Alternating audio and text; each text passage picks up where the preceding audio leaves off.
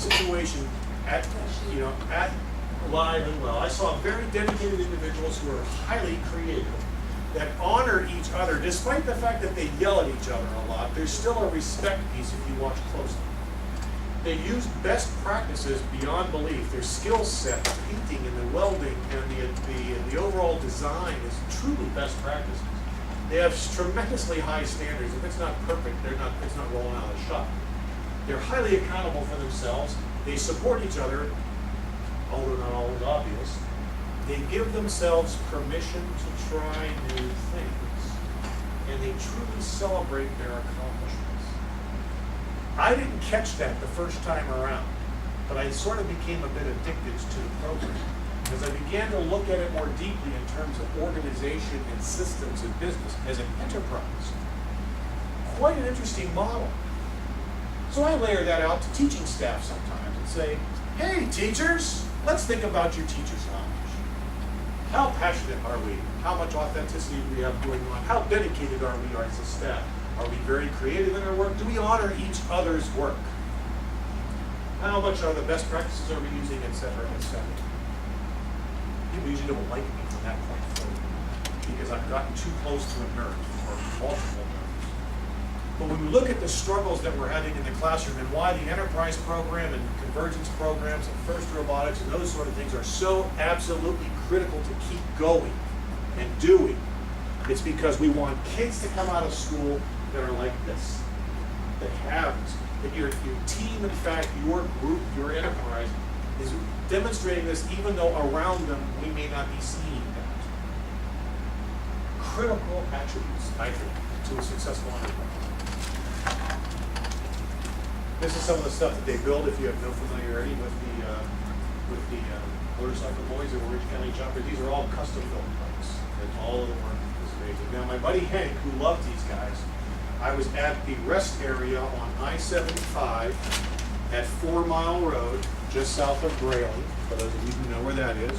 There's an Arby's hooked to a big gas station there.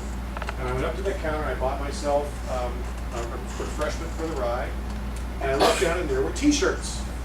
OCC. I'm buying one for Hank. So I bought one for Hank. When I got home, I looked at the tag. You know what I saw on the tag? Their motto. Old school, the new rules. It really struck me. I think about how many of our old schools are still working with the old rules. There's a real profound kind of thing on a little tag on the back of a shirt, very unexpected. So we think about our organizations, we look at the system and the whole notion of what are these enterprises supposed to be. Everything from how Michigan Tech functions, to how your church operates, to how the community council operates, to how your school board operates. I mean, all of this, you start to go, what do we want it to be? Back to our goals. Well, how do you like really okay, this is cool, old school, new rules. I saw at this motorcycle show. Yep. How do you go, okay, what's a new rule? I mean, we're sitting around, what can be a new, I mean, where do you start? I mean, I think these guys Where would you start? sit around and drink a lot of beer and just like get honest. Are you talking though with a bunch of professional colleagues, or are you talking HSE with your students? Oh, well, I guess right now, I'm just thinking, how could, like, you're talking about the teacher's lounge. I mean, how could you really make that, let's just bust out of this routine. Probably a culture of efficacy, that allows you to speak out and be heard without any penalty, and that to step out of the box. You have to build a culture. Well, Tech High, inner city schools. I mean, we've just gone back to uniforms, and we're trying to stop violence in this. But you're doing that as I'm in a metal detector building. I mean, we have guns all the time. I buried 7 students in my career already, and just the 8th one just the other day. I mean, personal students that have been shot, gang banged, and everything else. And so, and when you talked about cell phones, they don't get through our metal detectors. I mean, dogs come through. I mean, we're unexploded grenades in the bathrooms. And Think of the environment. We're high tech, but it's a culture. You went to uniforms to alter the culture. That's a Band-Aid, that's not fixing the problem. That, we realize that, we finally stepped up to our superintendent and said, Band-Aid is all you want. But the culture, you must learn how to embrace the relationship that you have with students to build a culture of learning, of passion, that you want them there.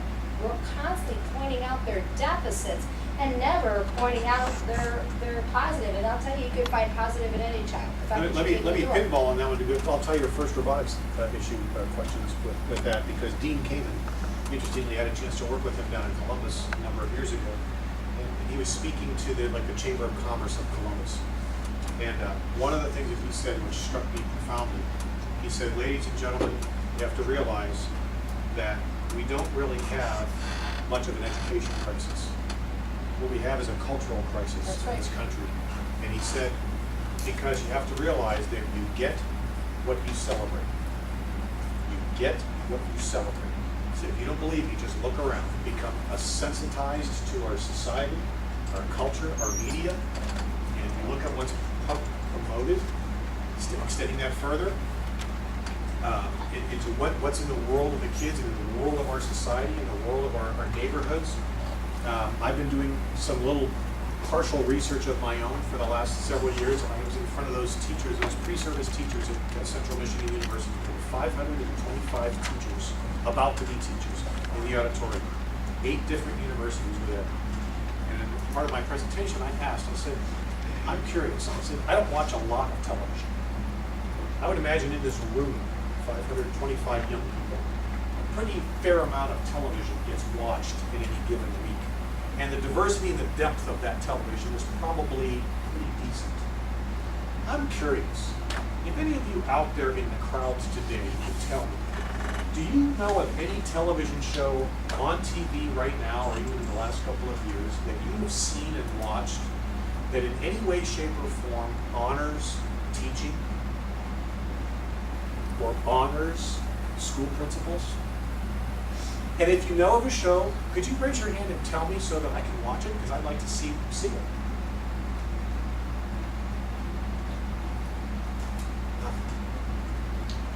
Not Welcome back, Cotter. Exactly. That's right, that's how far you So I was in Plainwell, Michigan. I told you about the school in the biotechnology. So I asked that question. I had a handful of students. I had about 10 students. I said, can I ask you guys a question? Same question. I said, do you know of any shows? Who? I know of one. I said, great. What is it? She goes, well, it's on Nickelodeon. I said, that's okay. What's the show? She goes, well, it's an anime show. I said, okay. What's it called? She says, well, it's Japanese. I went, oh. So it's a Japanese produced anime. It's not American produced. It's not. So where is the society being fed, shaped, influenced? To get to your question, where do you start? Right there with you. The first thing I always ask myself is, what am I willing to accept? What am I willing to stand up for? And what model am I presenting to everybody else? Well, there's movies like that Richard Dreyfuss movie where he plays the music teacher. Mr. Howard. What's his? Mr. Howard. Yeah. Mr. Howard. There's probably. This one right here? Yep. Yeah. Yeah. It's a different culture.